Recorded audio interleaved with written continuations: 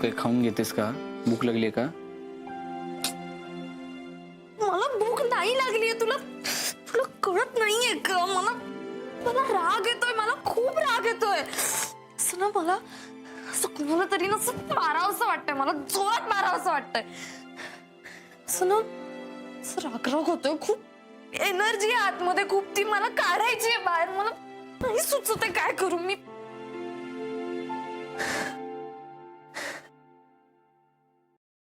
मी गाणं लावू का? हा येस, मी गाणं लावते.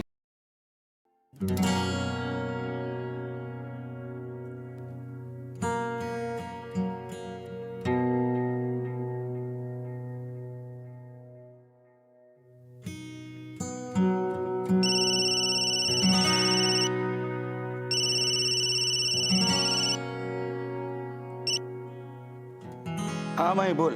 हा हा अरे मैत्री पोहोचली बरं का. Thank God. मला इतकं टेन्शन आलं होतं माई. अरे तू कधीपासून एवढा देवावर विश्वास ठेवायला लागला? मानत नाही ग. तोंडात बसलंय लहानपणीच तुमचे संस्कार. म्हणजे तोंडात एक आणि मनात एक असं झालंय का तुझं? जाऊ दे ना माई, आपलं नाही ना पटत. दे सोडून. सोडलंच आहे रे सगळं. तेच तर सांगतेय. आता तुम्हीच घ्या हातात सगळं. सांभाळा. माझा काही भरोसा नाही आता. नो नो माई, you will live a long life. तुमची जनरेशन स्ट्रॉंग आहे. आमचाच भरोसा नाही काही. अभय, अभय तू ड्रिंक घेतोयस का?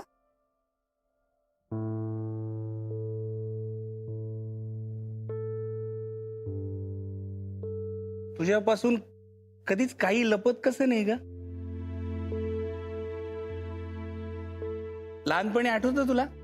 लहानपणी शाळेत असताना मी दप्तरातून चोरून 10 पैसे घेऊन गेलो होतो. असं कोण झाले? तुला बरोबर कळलं होतं. कशा येतं तुझ्या लक्षात अशा गोष्टी? पण माई, तू डॉक्टर साहेबांना सांगायला नको होतस. किती फोडून काढला होता त्यांनी मला सगळ्यांसमोर. आठवलं की आजही संताप येतो. अरे किती जुन्या गोष्टी मनात साठवून ठेवतोस रे. अगं, मी सोडून देण्याचा खूप प्रयत्न केला, पण आमचे परमपूज्य पिताजी, तुझे डॉक्टर साहेब कसे वागले माझ्याशी. शेवटच्या दिवसातही मी त्यांना भेटायला जायचो हॉस्पिटलमध्ये, तर माझ्याकडे पाठ करून झोपायचे. माझ्याविषयीचा राग सुद्धा वर घेऊन गेले ते. माय अभय, अभय, अरे प्रत्येक माणसाच्या सगळ्या गोष्टी नाही आवडत आपल्याला, पण ते आपण धरून ठेवायच्या का सोडून द्यायच्या हे आपण ठरवायला हवं ना. तो सगळा भूतकाळ झाला, ते सोडून दे आता. We should move on. ते गेले आता, पण तू आहेस ना. हो, मी आहे ना. मी आहे ना. I am a successful surgeon with a great practice. Abhay, Abhay, तू रोज घेतोस का? ए माई, माई, आता नको ना तुझा संस्कार वर्ग. उशीर झाला अग. वेळेनुसार आणि माझ्या वयानुसार सुद्धा. ठीक आहे, मला सांग तुमचं कधी यायचं ठरतंय ते. हा, मी बोललोय अनघाशी, या विकेंडला येऊ आम्ही. ठीक आहे, मी सौमित्रच्या वडिलांचा नंबर देऊन ठेवते. तुम्ही त्यांच्याशी बोलून घ्या. कोण सौमित्र? तुझी मुलगी ज्या मुलाशी लग्न करणार म्हणते आहे तो मुलगा सौमित्र. माई, मी काय म्हणतो, अरे आपण आपापसात बोलून घेऊया ना, हा? मग बोलू त्यांच्याशी. काय? अभय, अभय, आता खूप उशीर झालाय म्हणून मी बोलत नाही, पण मैत्रेयीचा निर्णय पक्का आहे. मी त्यांचा नंबर तुला SMS करते, तू त्यांच्याशी बोलून घे.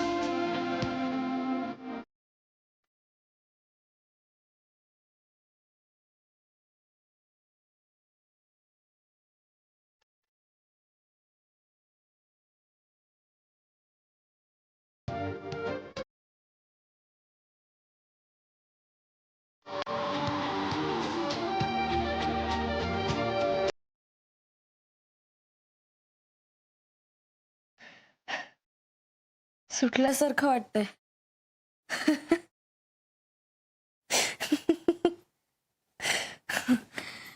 मी तुला मी वेडी वाटते का रे कधी कधी? म्हणजे मला असे आदनमधनं अटॅक्स येतात वगैरे, असं नाही ना वाटत तुला? अरे नाही नाही, बोल तू बोल, बिंदास्त बोल. म्हणजे तुला जरी वाटत नसलं ना तरी मला असं वाटतं कधी कधी की मी ना खरंच वेडी आहे. कसले मूड स्विंग्स येतात यार मला. म्हणजे ना डोक्यात असे मध्येच भलते सलते विचार येतात. ग माझं एक, तू वेडी नाहीयेस, तू अति शहाणी आहेस.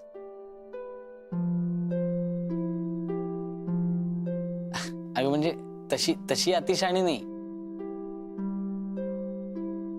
चांगली अतिशहाणी. तू खूप हुशार आहेस खरं तर. म्हणजे तुला काय असं नवीन नवीन कल्पना सुचतात, नवीन अशा आयडियाज येतात, ते तसं. असं म्हणतात ना की वेडेपणा आणि अतिहुशारपणा यांच्यात एक थीन लाईन असते. समजा मी ती लाईन क्रॉस केली तर मी अशी वेड्या वेड्यासारखी वागायला लागले, किंवा मी तुला ओळखलंच नाही तर काय करशील तू? ते बघ, अजून एक नवीन कल्पना. वा, क्रिएटिव्ह. सांग ना खरंच, मी वेडी झाले तर काय करशील? मी वेडा झालो तर तू काय करशील तेच.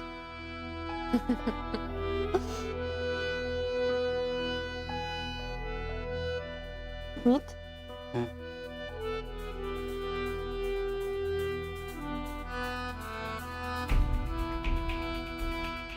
मला कधी कधी काय वाटतं माहितीये?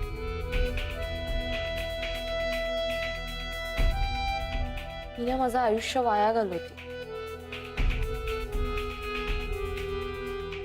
म्हणजे तू कसं पेशन्स तपासतोस, आई बाबा जीव वाचवतात, नोबल प्रोफेशन आहे तुमचं.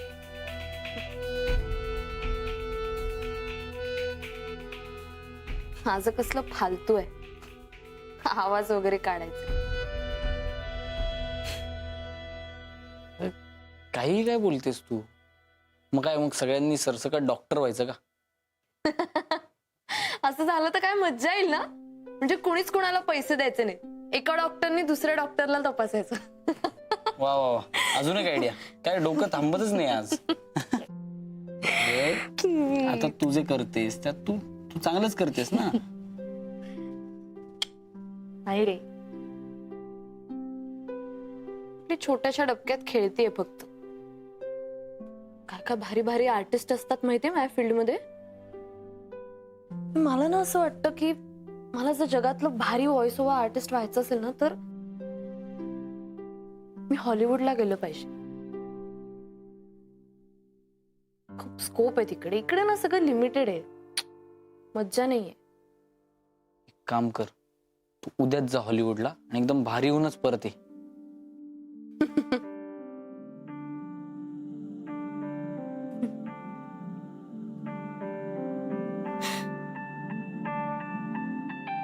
मी कुठल्या तरी फील्ड मध्ये भारी झाले तर मग आवडेल करेन माझ्या आई बाबांना.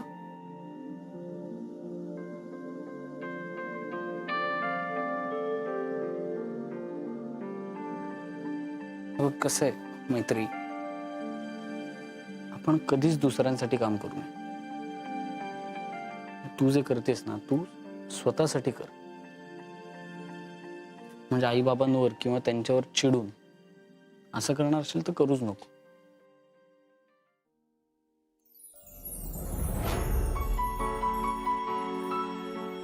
तू खूप भारी आहेस, मला सोडून जाऊ नकोस. Same page. वेडा.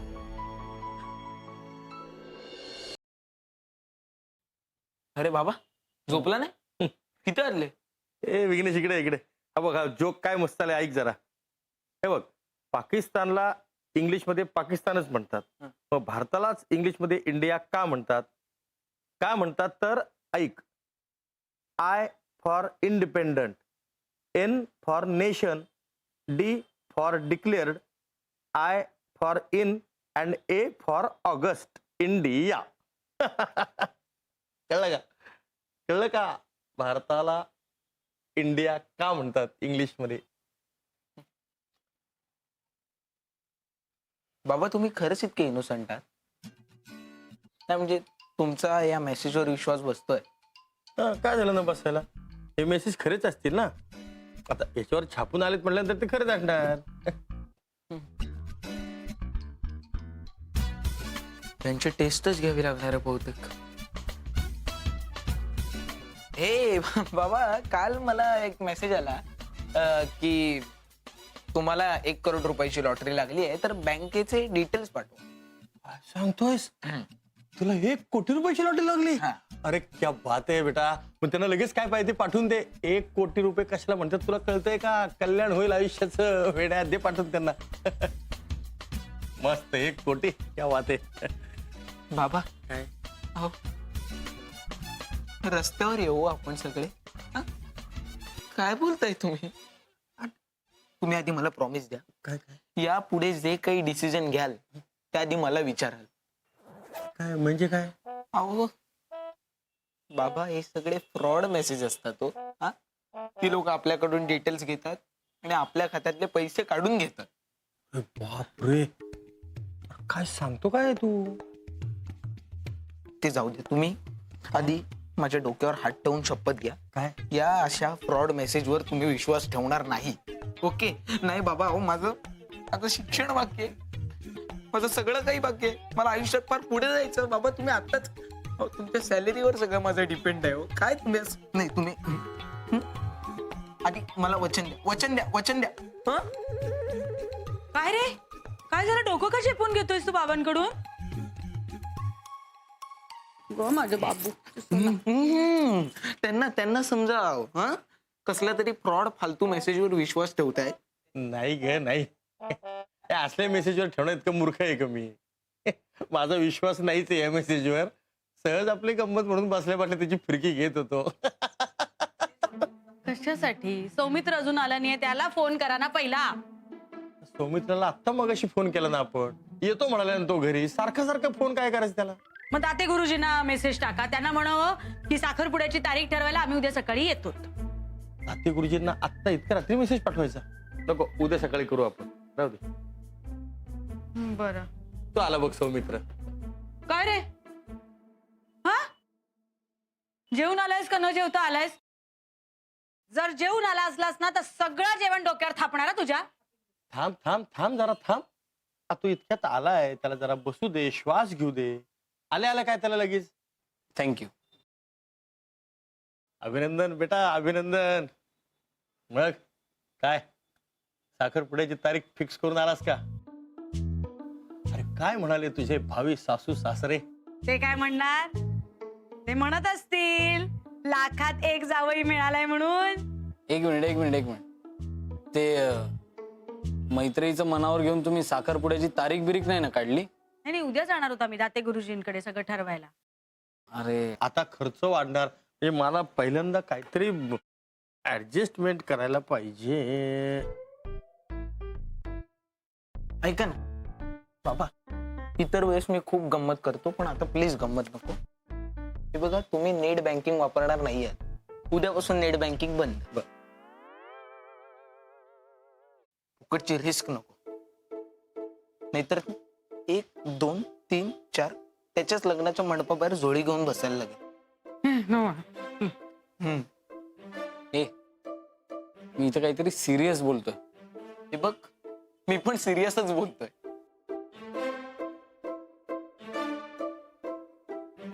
पण आता मी तुझं ऐकणार आहे.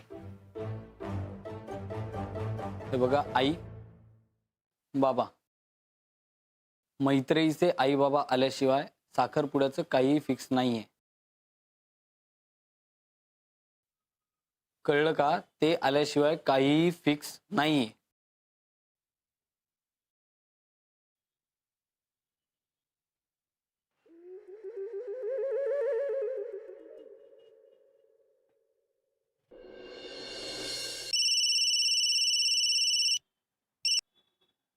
हॅलो हा काका रोकड्या, मग काय तयारीला लागलात की नाही तुम्ही? अहो कसली तयारी सण संपले की आता सगळे हा आ, असं वेळ घेऊन पेडगावला जातोस होय रे? येड काय पांघरणार साताऱ्याची ट्रिप आहे. जॅकेट पांघरून पुण्याला यायची वेळ झाली आता माझी. वाया 4 चाकी आणि जय भवानी टपरी आता थांबलेलोय. अरे इकडं मैत्री आणि सौमित्र यांचा साखरपुडा ठरलाय, माहिती आहे ना तुला? स्वतःच्याच कामात काय वेगळं राहता तुम्ही. जरा नाही जरा जरा इकडे तरी लक्ष द्या ना. काय बोलला साखरपुडा? नाही काय ट्यूब चमकली ना आपल्या डोक्यातली. काय पुन्हा बोला पुन्हा. अरे सांगितलं ना तुम्हाला. हा, मैत्री आणि सौमित्र यांचा साखरपुडा ठरलेला आहे. नाही मदतीला जा, तयारीला लागा. हा नाही, मी बंद करतो फोन. काका पण मैत्री आणि सौमित्रचा साखरपुडा आणि आपल्याला कोणी सांगितलंही नाही.